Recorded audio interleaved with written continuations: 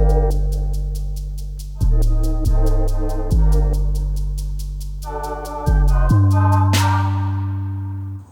guys, welcome back to Beast Speed Shop. In today's video I'm going to be installing a new steering wheel on my MX5. The standard steering wheel comes with an airbag fitted, so before I can remove the steering wheel I need to remove the airbag, but to do it safely I'm going to disconnect the battery so there's no risk of it going off.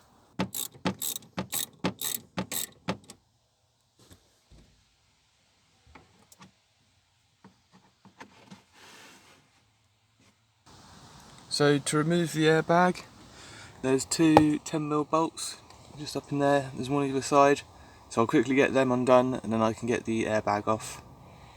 So now that I've got them two bolts out, this should just, oh yeah, slides out easy. Now I've just got to unclip the wiring for it. It's back here.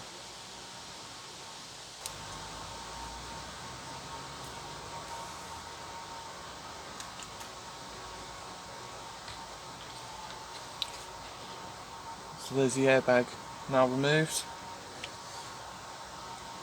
Now what I can do is I can loosen this nut and break the steering wheel free. Make sure it's square. So now that I've got the airbag out, I can break this nut loose and get the steering wheel off. What I've done is I've just turned the steering wheel round so that the steering wheel lock comes on, so it shouldn't move when I undo this nut.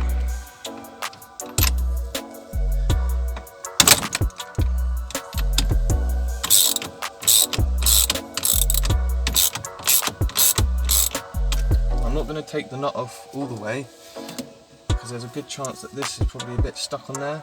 So I'm going to hit it a couple times and then try and pull it, and obviously I'm going to leave the nut on so when I pull it I don't hit myself in the face if I take the nut off completely.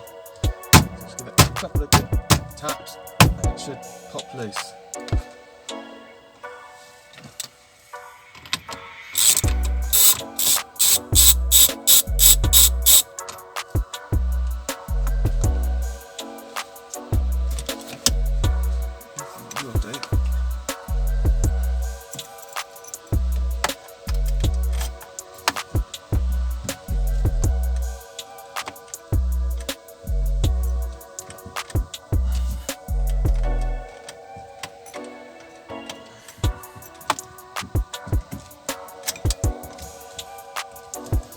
Steering wheel down straight again.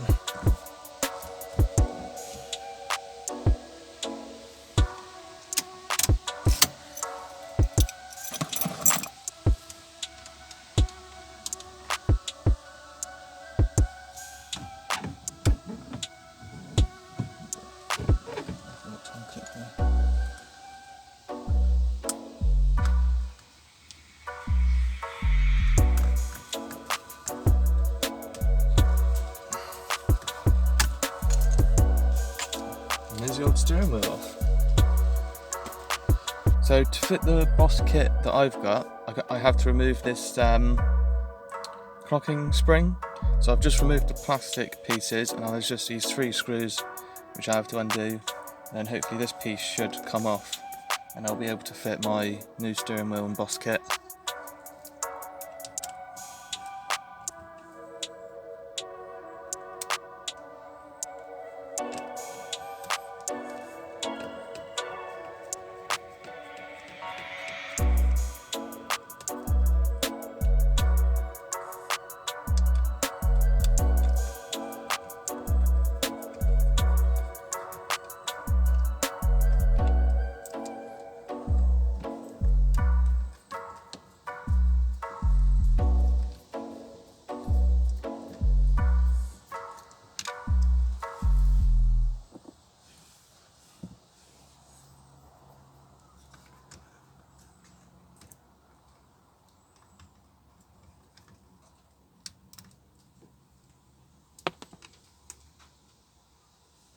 So I've got the clocking spring fully removed now.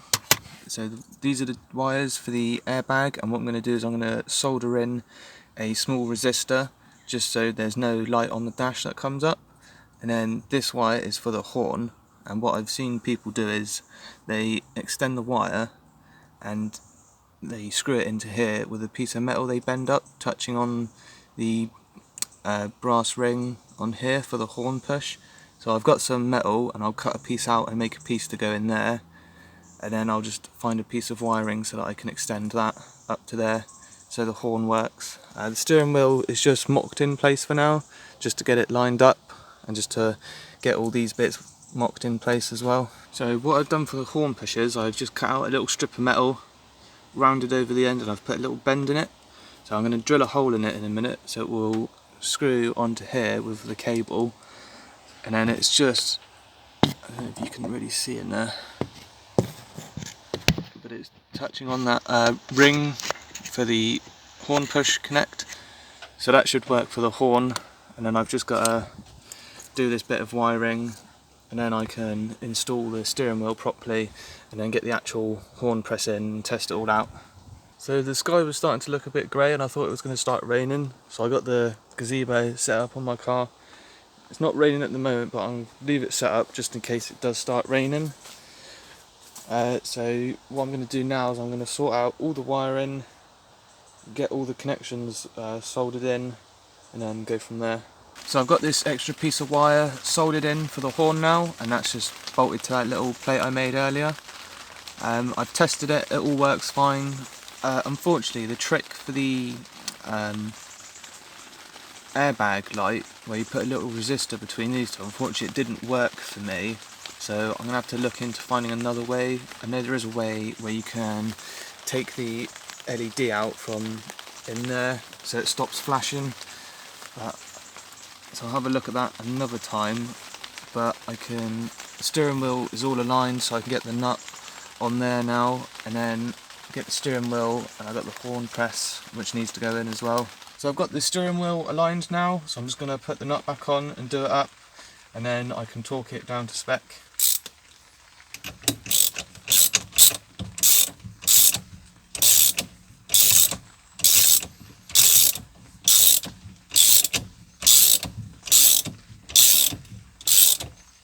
So the torque wrench setting for the hub nut is 22 Newton meters or 16 foot-pounds. So I'm just going to set my torque wrench to 22 Newton meters.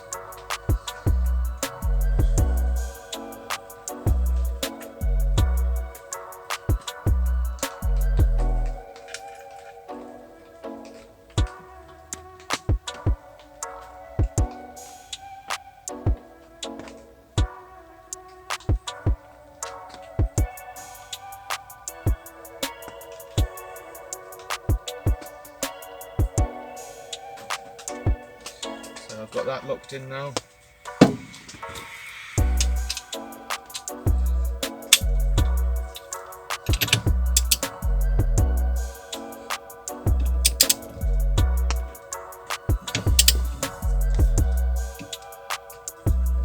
Probably should find the steering lock.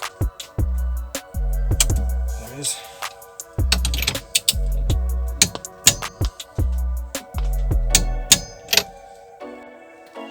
So slight change of plan.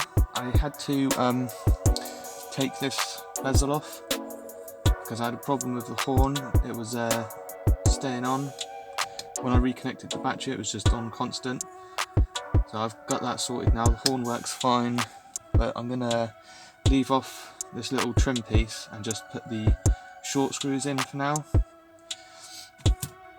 So I will get the rest of the screws in, get them done up tight, and then that's pretty much the steering wheel done apart from plastic covers. So all I've got left to do now is put these two plastic bits in, but they're pretty easy. That one just clips over the top, over these indicator and the light stalks, and then there's just 3 screws underneath to go back in. So I'll try and squeeze this one back in first.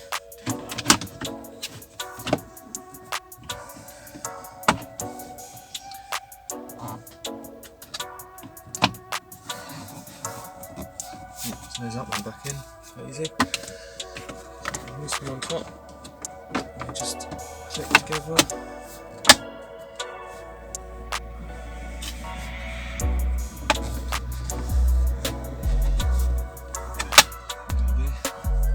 So that's pretty much the job done.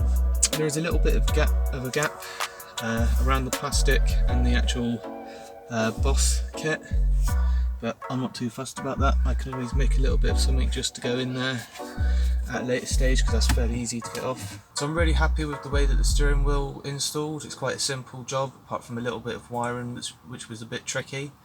Unfortunately I ran out of time this weekend because I also got these tow hooks which I was hoping to get installed as well, and one other little job which I might do in a minute actually. I got this drift button for the handbrake. So what this allows you to do is when it's pressed in you can pull the handbrake without the actual handbrake locking into position, and then when you want to lock the handbrake all you have to do is pull it up and then pull this out and it will lock into position. So to install the drift button all you got to do is take out this old button. So I've got a pair of pliers. I'm just going to see if I can break the threads on it. Break it loose even, what I mean.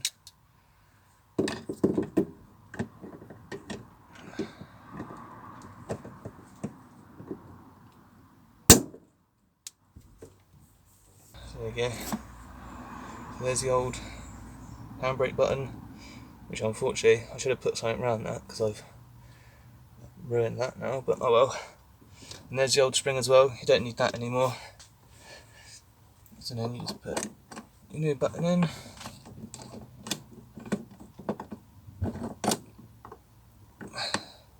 So obviously when it's pulled out, that is now in position, and then when you push it in, you can engage mad skids. So the Mazda is slowly getting there. Obviously it looks quite good with its bucket seat and harness and the steering wheel as well now. I've got that drift button as well, which I'm quite glad I went for the black one. It just sort of matches the interior.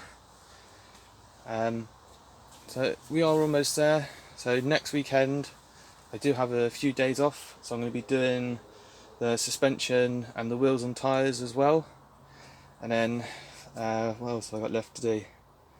A few other little bits I got left is the 2 tow hooks, and I also need to get a fire extinguisher and find somewhere to install that. I was thinking of just making a plate which goes from these 2 front seat bolts and having something so the fire extinguisher can sort of be there somewhere, and just have one of them quick release ones just in case there's any emergencies. So I'm going to be ending this video here. Unfortunately I don't have enough time to get my other little jobs finished this weekend, but I'm really happy with the way everything's going so far, and thank you for watching this video.